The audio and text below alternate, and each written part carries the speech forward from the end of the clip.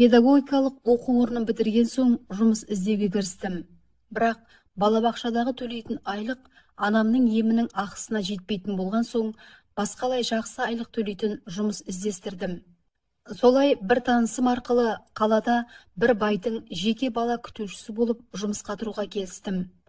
Анамды Аллаға аманаттап, шабаданыма заттарымды жинап қалаға келген едім. Айтқан мекенжайға келіп тұрмын. Өз көзіме өзім сенбей, қайта-қайта мекенжайға қарап қоямын. Дәл өзі. Алдымда оюлы дарбазаның арғы жағында екі қабатты керемет сәулетпен салған үй тұр. Үйге тамсанып қарап тұрғанда, дарбазаның жоғарғы жағында екі камера өткен кеткенді түсіріп тұрғанын байқап қалып, ашылған аузымды жауып, өзіме келіп, ішке кіруге дарбазаны ашу үшін не істерімді білмей шұқыланып кеттім. Ары бері өткен адамдардан ыңғайсызданып қоямын. Бәрі маған қарап күліп кетіп бара жатқандай. Ауылдағы үйреніп қалған дарбаза болса, аяқпен бір теуіп кіре беретін. Бұл бәлені тепсең, сигнал бақырып кетіп, тоқ бірдеңеге соғылып қалам ба, я болмаса күзетшісі келіп ұятым шығама деп қоямын. Ерекше кнопка іздеп, есім шығып жарты сағат тұрдым. Сөйтіп, алдымда тұрған көк жәшік сияқты бірдеңенің үстінде тұрған ақ кнопканы бастым ғой. Ішімнен мынандай үйде тұрған адамдар не ішіп, не жейді екен деген сұрақ тұрды. Келіп кетіп жұмыс жасағаным жақсы еді, бірақ тұрып жасасаң қымбат төлеймін деген соң келіскен едім.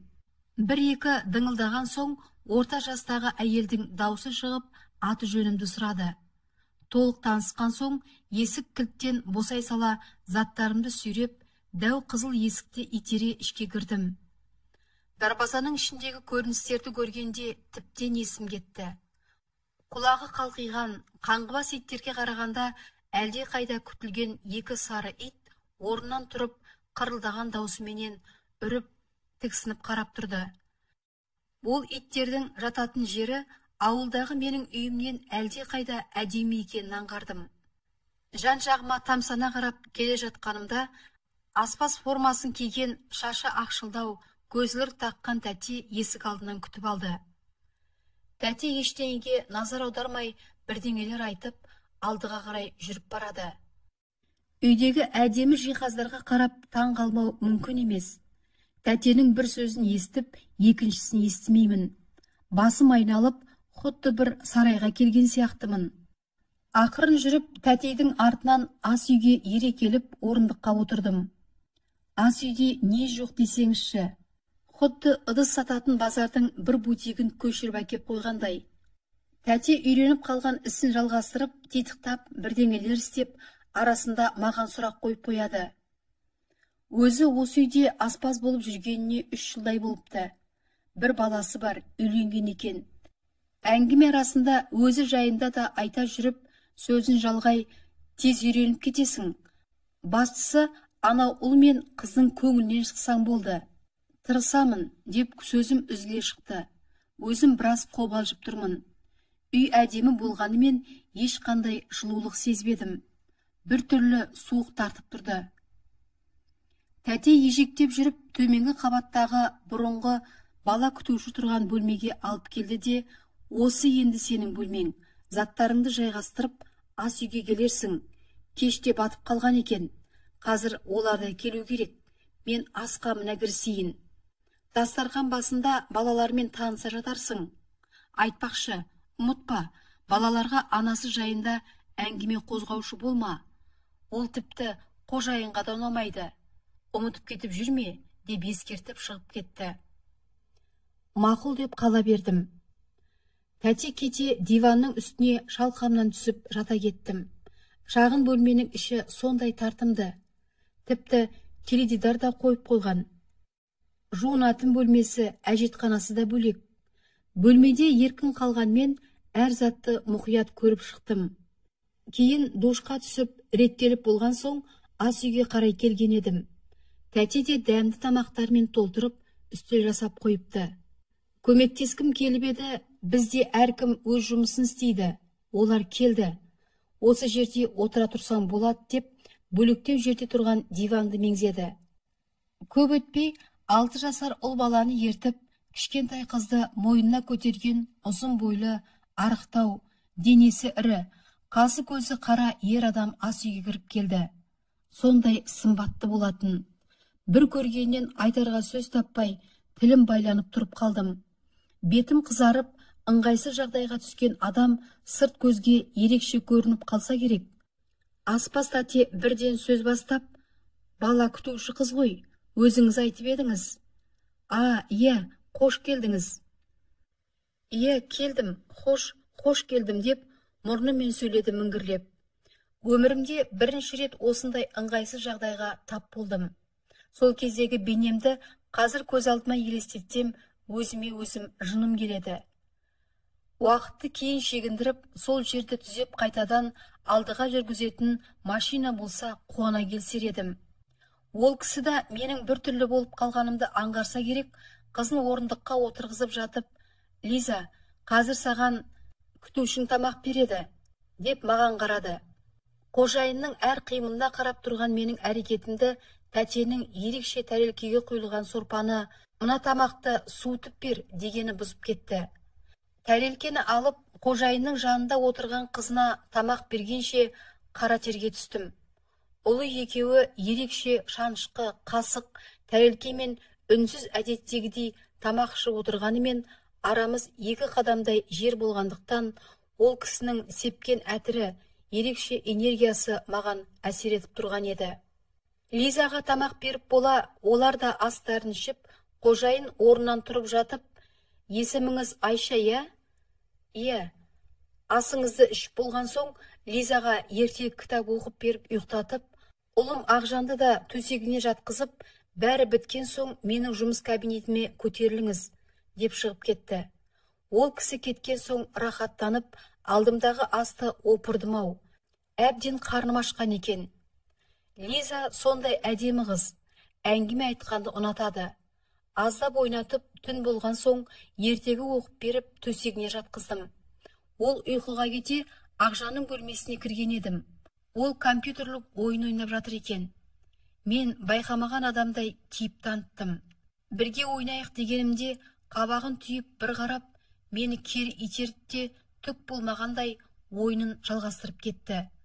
Не айтарымды білмей біраз отырдым. Кейін телефонымды алып келуге төменгі қабатқа түскенде қатты айғайлаған әйел адамның дауысын естідім. Өте жақын естілді. Сондайда неше түрлі елес бірдеңе есіңе түседі ғой.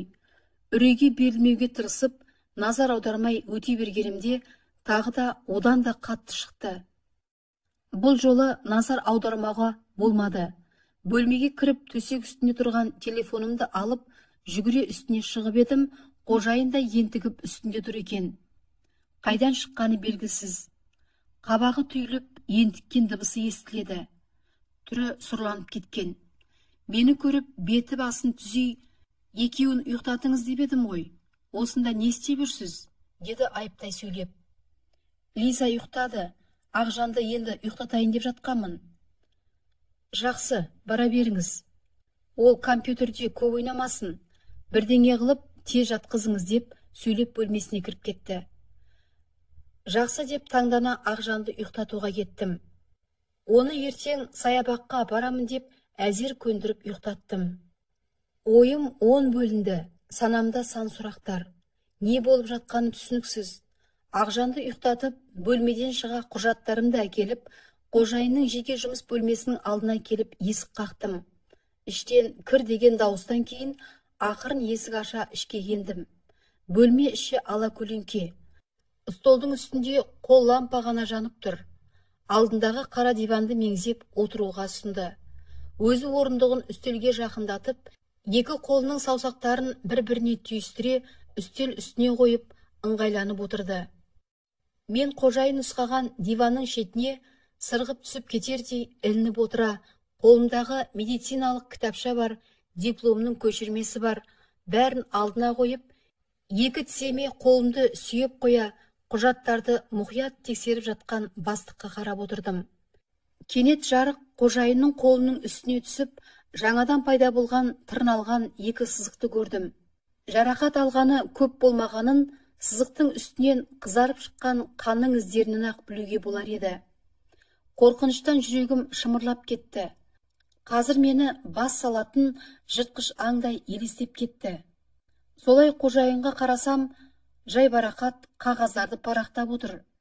Бәрімен танысып болса керек, құжаттарды алдына қойып жатып, өте жақсы Айша, айлық жалақың 300 000 теңге болады. Тек балалармен ғана жұмыс жасайсың. Оларды толық саған сеніп тапсырсам болатын сияқты. Таңертең Ақжанды мектепке жүргізушім апарады. Түсте алып келеді. Ол аралықта сен Лизаға көңіл бөлесің. Аптасына бір рет демаласыз. Басқа да сұрақтар болса бірге талқылаймыз. Боссыз. Барлық айтқанына жеке пікір жоқ адамдай басымды изеп келісе бердім. Сондай өзіне сенімді әрі сымбатты жігіт.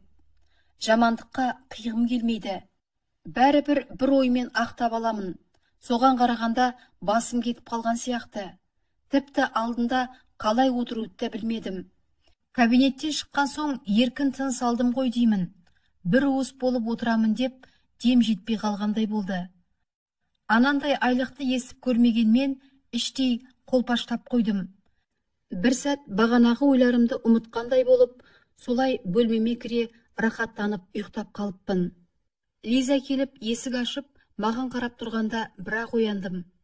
Таңғы астан кейін Лиза екеуміз ойынға кірістік. Кешегідей емес, үйдегі заттарға көзім үйрене бастады. Лиза ішіп отырған йогуртты жерге төгіп алды. Соны сүртуге шүберек іздеп жүріп, баспалдақтың жанында қара құлып салынған ақ есікті көрдім. Кеше түнде мен үстіне жүгіре шыққанда, қожайын осы есіктің алдында тұрғаны ойыма оралды. Анау шыққан әйел даусы осы есікпен байланысы бар сияқты көрінді. Бір жасырған құпияның бары анық еді. Түскі аста тамақ ішіп отырып, аспаз тәтеден, «Тәте, баспалдақтың жанындағы есікке неге құлып салынған? Ішінде соншалықты не бар?» Дұрысы оны ұмыт. Осы айтқаның арамызда қалсын. Ол есікке тіптен жақындаушы да болма, деп көзім бақырайтты. Жарайды деп үнсіз келіскеніммен, ол есіктің арғы жағында не бары менің қызығушылығымды оятты. Күндер жалғасын тауып, күндегі ісім күнде қайталанып жатты. Анау есіктің күндіз ашылмайтынын түсіндім. Бір күні сол әйелдің даусы қайтадан шыққандай болды. Ұйқы киімімнің үстіне орамал іле салып, баспалдақпен ақырын көтеріліп, жан жағымды аңди жүріп, жақындап жаңағы есікке келдім. Жартылай ашылған есіктің ар жағы тас қараңғы. Есікке жақындаған сайын жүрегім дүрсілдеп кетті. Арғы жағынан бір аппараттың зылдаған даусы ғана естіледі. Енді жақындап есіктен сығалай бергенімде, арғы жағынан дүрсілдетіп жүріп келе жатқан адам аяғының дыбысы естілді. Артқа бұрылып, баспалдақтың астына жасырынып үлгердім. Ішінен шыққан қожайын жан жағына бір қарап, есікті ақырын жауып, әдеттегідей қара құлыппен бекітіп үлгерді. Кілтті халатының қалтасына салып, ұйықтайтын бөлмесіне қарай кетті. Сәл қалғанда ұсталып қалудың азақ алдында қалдым. Басқан аузымнан қолымды алып, жаймен дем алып, астындағы бөлмеме түсіп келемін. Аяқ қолым дірілдеп, өзіме келе алар емеспін. Бөлмеме жеткен соң еркін дем алып, жаңағы жағдайды қайта елестеттім. Менің ойымша, қожайын жасырын бір іспен айналысатын сияқты. Әлде біреудің қызын ұрлап кетіп, қамап ұстап, ақша талап етіп отыр ма? Мүмкін ғылыми зерттеу жасап жүр ме екен?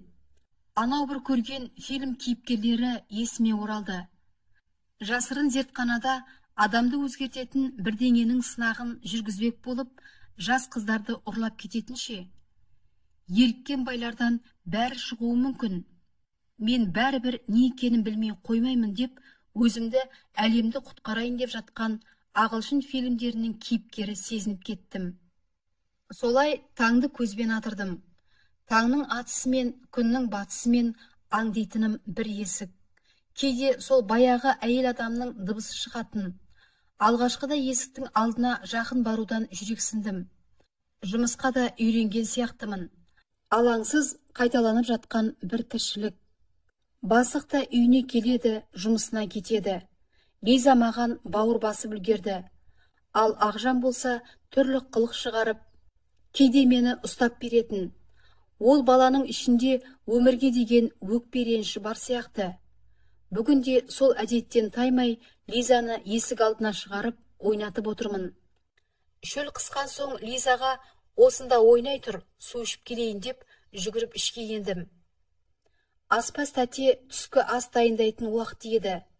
Ас үйде болмай шықты. Тамақ дайын тұр. Кастрөлдің қақпағын ашып кеткен екен. Енді ғана ыдысқа тамақ құйғандай сыртына тамшылап аққан сорпаның дақтары тұр. Біреу артымнан итеріп жүргендей ойымда ештеңе жоқ. Құлып тұратын есікке келдім. Өмірі ашық тұрмайтын есік жартылай ашық қалыпты. Ойланбай ішке ендім. Баспалтақтан төмен түсіп келемін. Қабырғада кішкентай светтер жанып тұр. Төмен түскен сайын қорқыныш пен қобалжу бойымды билеп, аяғым тартар емес. Сонда да ойымдағы сан сұрақтың жауабын білу үшін алға ұмтылдым. Баспалтақ бітіп, аппарат пен бір төсектің басы қылтиып шыға бастағанда, кенет тоқтап, бұрыштан сығалап тұрған сиырдай басымды қылтитып қарадым. Төсек үстінде ақ пижама киген бір әйелге аспаз тәте тамақ беріп отыр екен. Бөлме іші аядай ғана. Толық қарай бергенде аяғым сырғып кетіп алдарынан құлап түстім.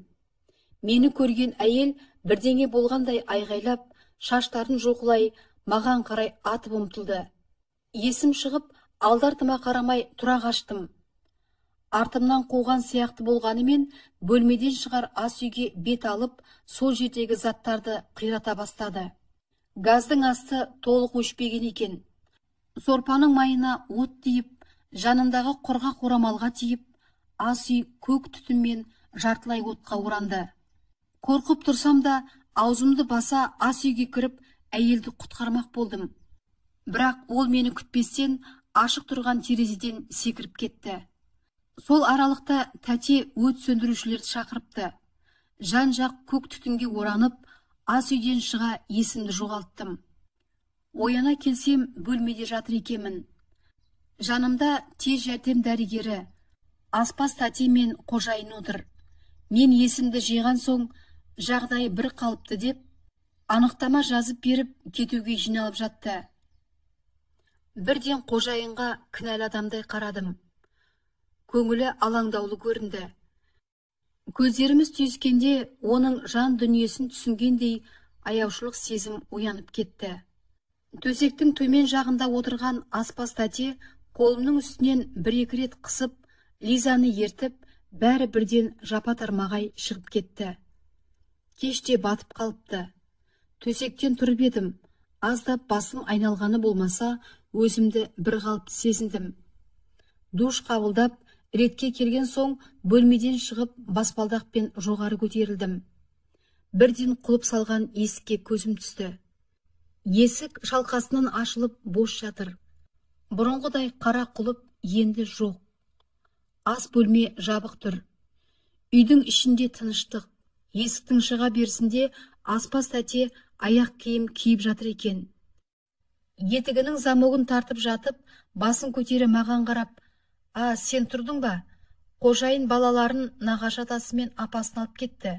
Саған осында болсын деді. Мен бірнеше күн үйімде боламын. Ас үйге жөндеу жұмыстарын істеу керек. Иә, бірақ анау тәте дей бергенімде сөзімнің соңын тыңдамастан шығып кетті. Дәу үйде жалғыз ары-бері жүрдім де қойдым. Сағат түнгі 10-нан асқанда сыртқы есік тықырлап ашылғандай болды. Жақындап келгенімде палтосын қолына ұстап кіріп келе жатқан қожайынды көрдім. Аузынан арақтың иісі бұрқырап тұрды. Теңселіп, әзер жүріп келеді. Аяғы тайып құлай бергенде сүйеп едім, қолын жұлып алып, түш, менде бәрі дұрыс, деп тұра қабырғаларды сипалап ұйықтайтын бөлмесіне кіріп кетті. Сол бойы шықпады. Есікті қақсам да үнсіз. Ақырын ашып қарасам, сөмкесін қолына ілген қалпы, екі бетімен диванында сұлық түсіп, ұйықтап қалыпты. Мен де бөлмеме демалуға кеттім. Таңертең ерте тұрып, ас бөлмені реттеп, шамам келгенше шай дайындауға кірістім. Газ істен шыққанымен тоқпен істейтін плита жасап тұр. Шай дайындап қойып, біраз күттім, келмеді. Түске қарай тұрып, ретке келген соң, ас үйдің есігін аша, жұмыс бөлмеме келіп кетші, деді бұйыра. Қолымдағы орамалды үстелге қоя, артынан ердім. Әдеттегідей қара диванды нұсқады. Алғашында емес, еркін әрі толық отырдым. Тамағын қырылдатып алып сөз бастады. Кешегі жағдай балаларға оңай соқпады. Әйеліме өзім қамқорлық жасаймын деп қолхатпен үйге алғамын. Ауруын балаларға айтып түсіндіру мүмкін емес. Олар әзірге кішкентай. Сіз де өзіңізге тиесілі іспен ғана айналысуыңыз керек еді. Балалар нағашында біраз болады.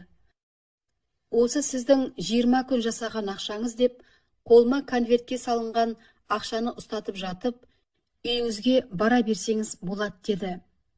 Мен ақшаны алып, рахметімді айтып, киімімді жинай үйден шығып кеттім. Анама қажетті дәрілерін алдым. Анам күліп қарсы алды. Үйде бір апта бойы өз-өзімен көңілсіз жүрген едім. Терезеден секірген бастықтың әйелі жайында хабар болмағанына өкіндім. Іштей өзімді көңілсіз сезіндім. Бастықты ма, Лизаны сағындым ба, әлде аспаз тәтені ме, ішімде бір қимастық сезім қалып кетті. Бір аптадан кейін өзіме жұмыс іздей бастадым. Бірақ көңілімнен шығарлықтай жұмыс табылмады. Таңертең төсектен тұрғым келмей жатыр едім. Телефоным безілдеп қоя берді. Еріне алып едім. Арғы жағынан бастықтың дауысы естілді. Амандық саулықтан кейін бірден жұмыс жайлы айтып, Лиза іздеп жүргенін де тілге тие кетті. Мен ойланып көрейін дегенше, телефон тұтқасын Лиза алып, бірден тез келуімді өтініп, уәде беруімді сұрады. Мен оның бетін қайтара алмай, бірден ертең жолға шығатынымды айттым. Анама жағдайды түсіндіріп, таңертең жолға шығып кеттім. Түске қарай сол әдемі, сәулетті үйдің алдында тұрған едім.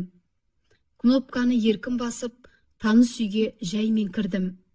Есік алдынан Лиза мен қожайын күтіп алды. Лиза атымды атап, жүгіре мойныма асылды. Мен Лизаны құшақтап көтеріп жатып, қожайынға қарап едім. Ол да маған қарап күліп тұр екен.